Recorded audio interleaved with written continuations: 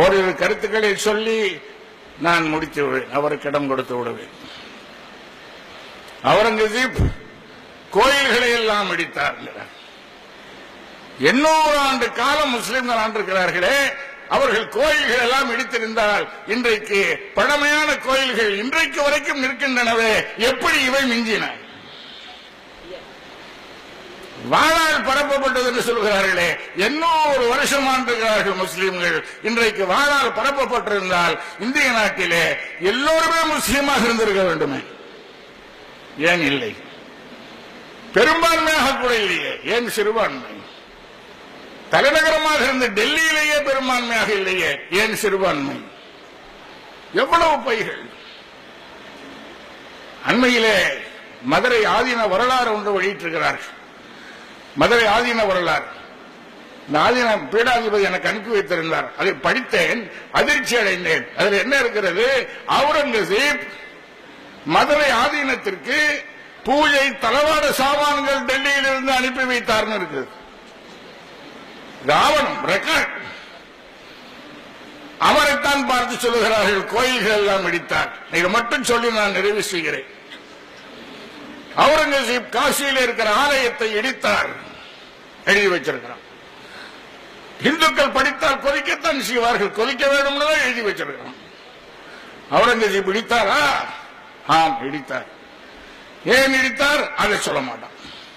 அவுரங்கசீப்பும் அவருக்கு கப்பம் கட்டுகிற சிற்றரசர்களும் சேர்ந்து பயணம் போய் கொண்டிருந்தார்கள். காசியை நெருங்கும் பொழுது இந்து மன்னர்கள் சொன்னார்கள், மாமன்னரே, இது எங்களுடைய புனித தலம், எங்களுக்கு ஒரு நாள் இங்கே நீங்கள் ஓய்வு கொடுத்தால் நாங்கள் வழிபட்டு விட்டு வந்து விடுவோம் சொன்னார். அந்த அவுரங்கசீப், மத வெறியர் என்று சொல்லப்படுகிற அந்த அவுரங்கசீப், தாராளமாக நீங்கள் வழிபட்டு வாருங்கள், ஒரு நாளைக்கு நான் இங்கே தங்குகிறேன் சொன்னார்.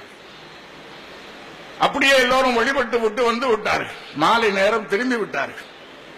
ஆனால் சோதித்து பார்த்த பொழுது ஒரே ஒரு ராணி திரும்பி வரவில்லை.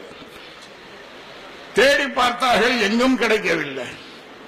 கடைசியில் மன்னர் அவுரங்கசீப்பிடத்தில் முறையிட்டார்கள். மன்னரே, ஒரு ராணியை காணோம், நாங்கள் தேடி பார்த்தோம், கிடைக்கவில்லை. உடனே போர் வீரர்களை அனுப்பி அவர் எங்கே இருந்தாலும் தேடி கொண்டு வாருங்கள்னு அவுரங்கசீப் அனுப்பினார். தேடி கண்டுபிடித்தார்கள் அந்த ராணியை. எங்கே தெரியுமா? காசி ஆலயத்தினுடைய கர்ப்ப கிரகத்திற்கு கீழே ஒரு நிலவரை, அந்த நிலவரையில அந்த ராணி நிர்வாணமாக உட்கார்ந்து அழுது கொண்டிருப்பதை கண்டார்கள். அந்த கோயிலினுடைய பூசாரி இந்த ராணியை கடத்தி சென்று கோயிலுக்கு உள்ளேயே கர்ப்ப கிரகத்துக்கு கீழேயே கர்ப்பம் உண்டாக்குகிற வேலையை செஞ்சது. இதை பார்த்த உடனே துடித்த இந்து மன்னர்கள், மன்னரே, இந்த கோயில் தீட்டாகிவிட்டது, இதில் வழிபடக்கூடாது, நாங்கள் இதில் வழிபட மாட்டோம், என்ன செய்ய வேண்டும்? இது உங்கள் விஷயம், நீங்களே தீர்ப்பு சொல்றது.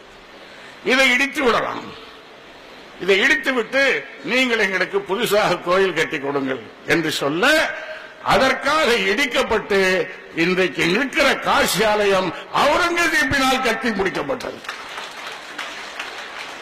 இந்த வரலாற்றை அப்துல் ரஹ்மான் சொன்னா நீங்க நம்ப மாட்டீங்க, பேராசிரியர் பாண்டே சொல்லுகிறார். இங்க இருக்கிறார் திவான், அவரை கேட்டால் சொல்லுவார். ஒன்றா இரண்டா அப்படி புரட்டுக்கள். எங்களை பயங்கரவாதி என்கிறான், அந்நியன் என்கிறான். நாங்கள் எப்படி அந்நியன் ஆவோம்? இந்திய தேசத்தை பிரிவினை செய்தவர்கள் என்கிறான். இந்தியான ஒரு தேசத்தை உருவாக்கி கொடுத்தவர்கள் நாங்கள் தானே. 86 தேசம் வச்சிருந்தீங்க. அலாவுதீன் ஹில்ஜி அல்லவா அதை ஒரே நாளாக ஆக்கி கொடுத்தார். யார் ஆக்கி கொடுத்த இந்த நாட்டை ஒரு இந்திய நாடுன்னு சொல்லி? எத்தனை பழிபாவங்கள், பொய்யுரைகள். அதனாலே மதிப்பிற்குரிய வைகோ அவர்களே, நாங்களும் போராடுவோம், நாங்களும் சும்மா இருக்க போறதில்லை.